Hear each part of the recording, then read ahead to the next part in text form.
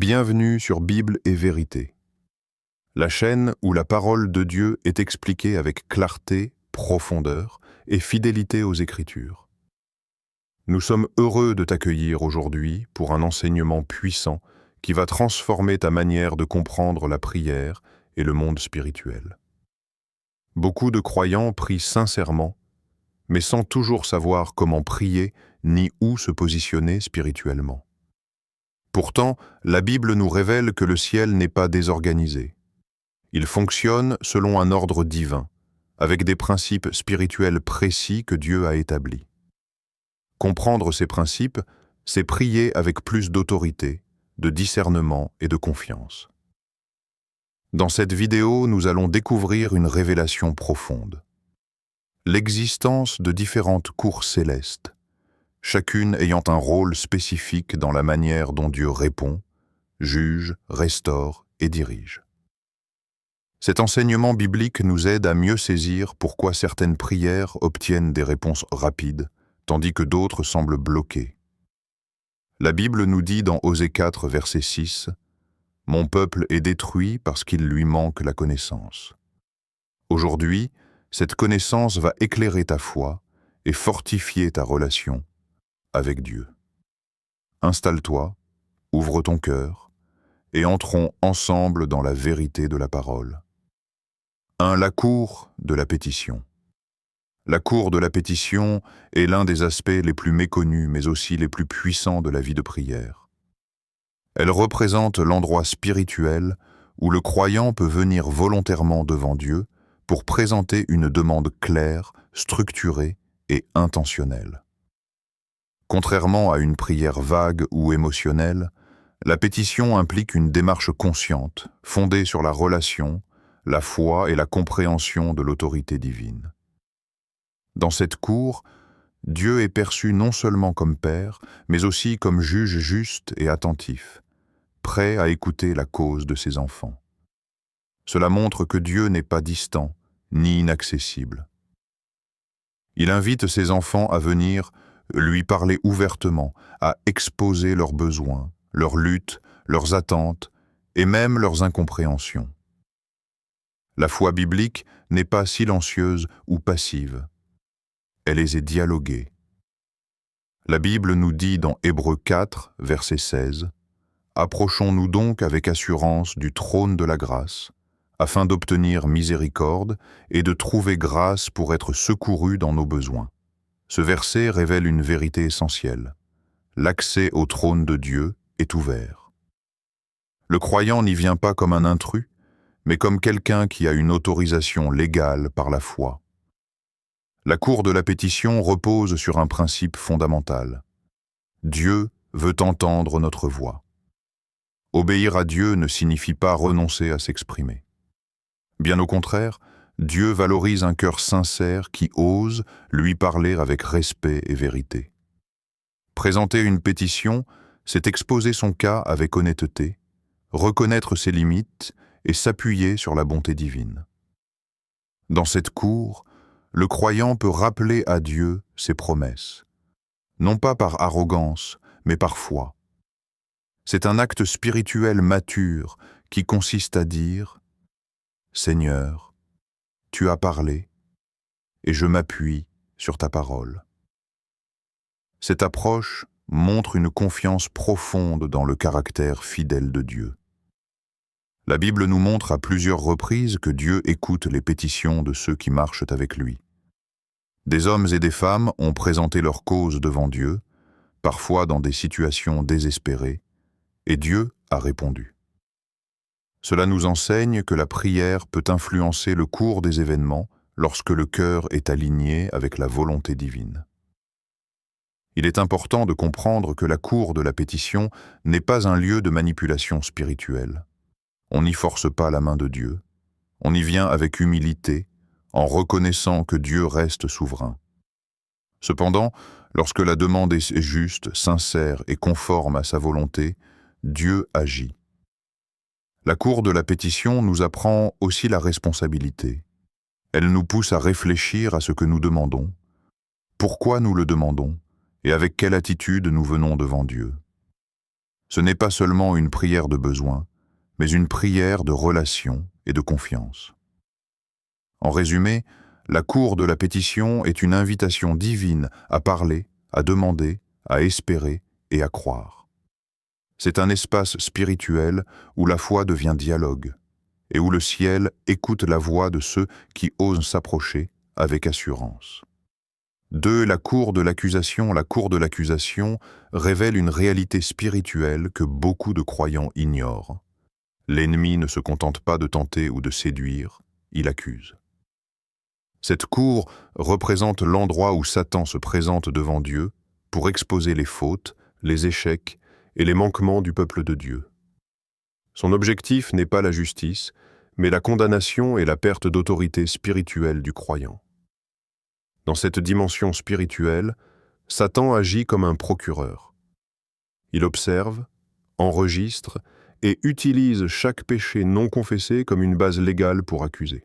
Il ne fonctionne pas principalement par mensonge, mais souvent par des faits réels, amplifiés et utilisés contre l'enfant de Dieu. Cela explique pourquoi certaines personnes vivent des blocages, des attaques répétées ou une oppression persistante malgré leurs prières. La Bible nous dit dans Apocalypse 12, verset 10, « Car il a été précipité, l'accusateur de nos frères, celui qui les accusait devant notre Dieu jour et nuit. » Ce verset montre clairement que l'accusation est une activité continue et stratégique. Dans la cour de l'accusation, Satan s'appuie sur la loi divine elle-même. Il cite les Écritures pour rappeler les exigences de la justice de Dieu. Son but est de pousser Dieu à retirer sa protection ou à permettre l'attaque. Lorsque le péché n'est pas reconnu, confessé et abandonné, l'ennemi tente de prouver que le croyant n'est pas qualifié pour bénéficier des promesses divines. Cependant, cette cour n'est pas une cour sans défense. Le croyant n'y est jamais seul. Jésus-Christ y intervient comme avocat et intercesseur. Il ne nie pas la faute, mais il présente son sang comme paiement suffisant. Là où Satan demande condamnation, Jésus plaide la grâce fondée sur la rédemption. La Bible nous dit dans 1 Jean 2, verset 1, « Si quelqu'un a péché, nous avons un avocat auprès du Père, Jésus-Christ le juste. » Ce verset révèle que la victoire dans cette cour dépend de notre relation avec Christ et de notre disposition à la repentance. La clé pour neutraliser la cour de l'accusation est donc la repentance sincère et l'humilité. Lorsque le croyant reconnaît ses fautes, renonce au péché et se place sous le sang de Jésus, toute accusation perd sa force légale. L'ennemi est alors réduit au silence. Cette cour nous enseigne une leçon essentielle. La sainteté n'est pas une option, mais une protection. Marcher dans l'obéissance ne nous rend pas parfaits, mais spirituellement couverts. La cour de l'accusation nous pousse à vivre une foi responsable, consciente et alignée avec la justice divine. 3. La cour du jugement. La cour du jugement est l'une des cours les plus redoutées, mais aussi l'une des plus nécessaires dans l'ordre divin. Elle représente le lieu où Dieu agit comme juge suprême, rendant des verdicts définitifs contre l'injustice, l'oppression et les attaques spirituelles. Contrairement à la cour de la pétition, ici il ne s'agit pas de demander, mais de faire valoir la justice de Dieu. Dans cette cour, le croyant ne vient pas pour obtenir miséricorde pour ses ennemis, mais pour remettre son cas entre les mains de Dieu. Elle est particulièrement activée lorsque quelqu'un subit des attaques répétées, de l'oppression spirituelle, de la persécution ou des injustices prolongées. C'est une cour où Dieu intervient pour défendre ceux qui ont été lésés. La Bible nous dit dans Psaume 9, verset 5, « Tu châties les nations, tu détruis le méchant, tu effaces leur nom pour toujours. » Ce verset révèle que Dieu n'ignore pas le mal et qu'il agit en temps voulu. Dans la cour du jugement, Dieu examine les œuvres, les intentions et les actions. Rien n'est caché. Les attaques occultes, les complots invisibles et les injustices secrètes sont exposées. C'est ici que Dieu prononce des sentences contre ceux qui persistent dans le mal sans repentance. Cette cour nous enseigne aussi que la vengeance n'appartient pas à l'homme. Le croyant n'est pas appelé à se défendre par la haine ou la violence, mais à confier son cas au juste juge. Entrer dans la cour du jugement, c'est reconnaître que Dieu est plus qualifié que nous pour rendre une décision équitable. La Bible nous dit dans Romains 12, verset 19, « À moi la vengeance, à moi la rétribution, dit le Seigneur. » Ce principe protège le cœur du croyant de l'amertume et de la colère.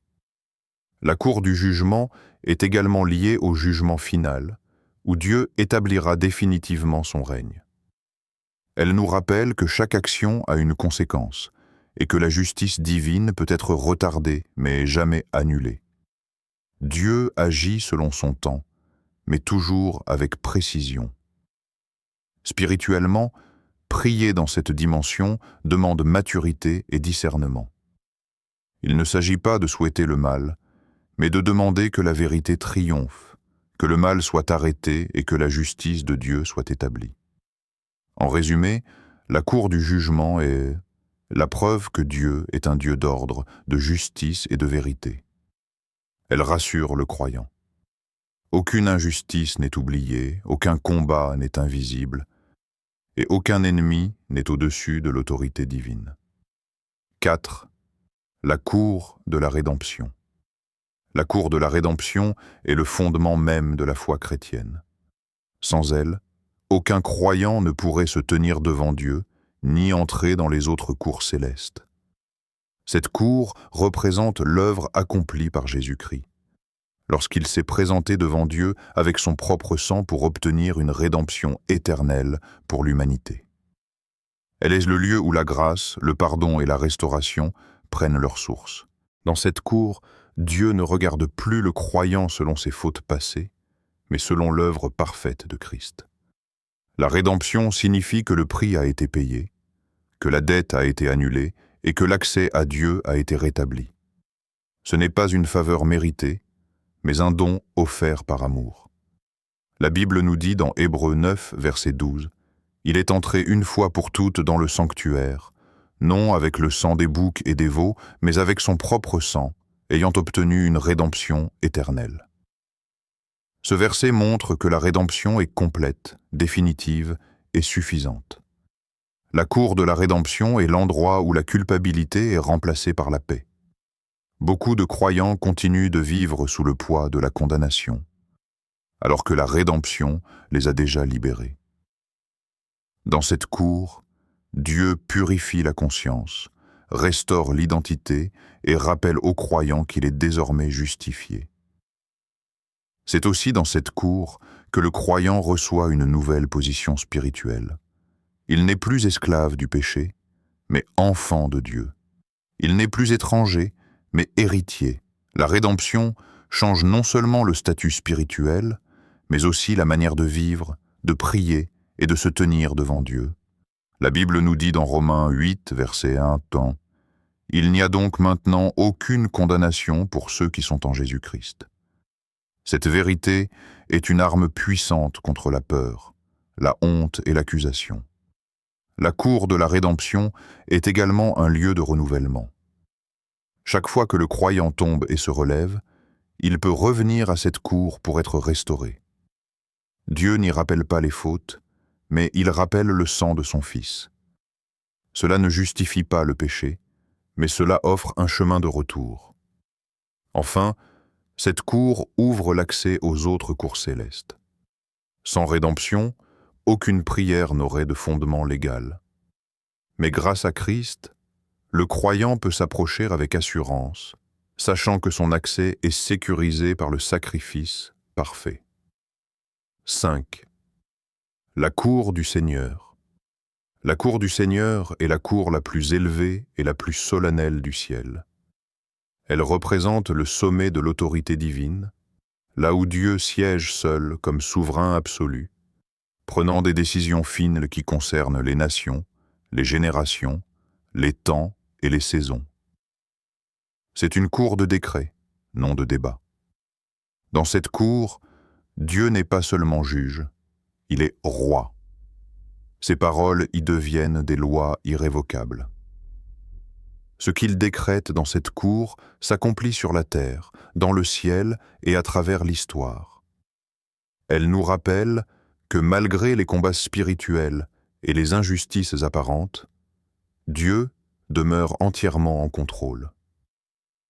La Bible nous dit dans Daniel 7, verset 14, « On lui donna la domination, la gloire et le règne, et tous les peuples, les nations et les hommes de toute langue le servirent. » Ce verset révèle la portée universelle de l'autorité divine exercée dans cette cour. La cour du Seigneur est étroitement liée aux grandes décisions divines. C'est là que Dieu établit les saisons, ouvre ou ferme des portes, élève ou abaisse des royaumes. Le croyant n'y vient pas pour négocier, mais pour s'aligner. Entrer dans cette cour, c'est rechercher la volonté parfaite de Dieu plutôt que ses propres désirs. Spirituellement, cette cour exige une grande maturité. Elle demande humilité, révérence et abandon total. Le croyant y apprend à dire « que ta volonté soit faite ». Dans cette posture, Dieu révèle parfois des directions, des révélations et des stratégies qui dépassent l'intérêt personnel. La Bible nous dit dans Psaume 103, verset 10-9, « L'Éternel a établi son trône dans les cieux, et son règne domine sur toutes choses. » Cela affirme que rien n'échappe à son autorité. La cour du Seigneur est aussi le lieu des récompenses et des jugements finaux. Dieu y honore ceux qui lui sont restés fidèles et y prononce des sentences contre le mal persistant. Elle rappelle que la justice divine ne se limite pas au présent, mais s'étend jusqu'à l'éternité. Pour le croyant, comprendre l'existence de cette cour apporte une grande paix. Même lorsque tout semble chaotique, il sait que Dieu règne, décide et accomplit ses desseins.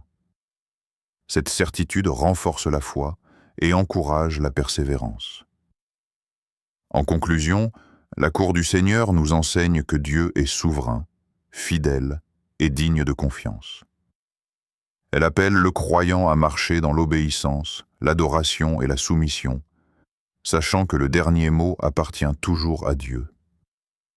En comprenant ces différentes cours célestes, nous réalisons que la prière n'est pas un simple rituel religieux, mais une démarche spirituelle profonde et intentionnelle. Dieu ne nous a pas appelés à prier au hasard, mais à nous approcher de lui avec discernement, foi et confiance. Chaque cour révèle un aspect précis de sa nature. Sa miséricorde, sa justice, sa grâce, sa rédemption et sa souveraineté absolue.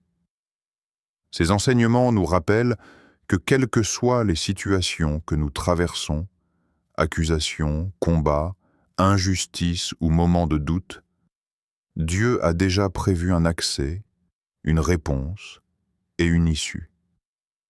La clé réside dans notre relation avec lui, notre alignement avec sa volonté et notre disposition à être guidés par le Saint-Esprit. Rien n'est hors de contrôle lorsque nous remettons nos causes entre les mains du juste juge. La prière devient alors un dialogue vivant, un acte de foi puissant qui ouvre les portes du ciel et transforme notre réalité sur la terre. En comprenant où nous tenir et comment prier, nous prions avec plus d'assurance, de paix et d'autorité spirituelle. Maintenant, j'aimerais vraiment connaître ton avis. Dis-moi en commentaire, quel point t'a le plus marqué? As-tu déjà vécu une expérience de prière qui a changé ta situation? N'hésite pas à partager ton témoignage, à liker la vidéo et à t'abonner pour plus de contenu édifiant. Que Dieu te bénisse abondamment.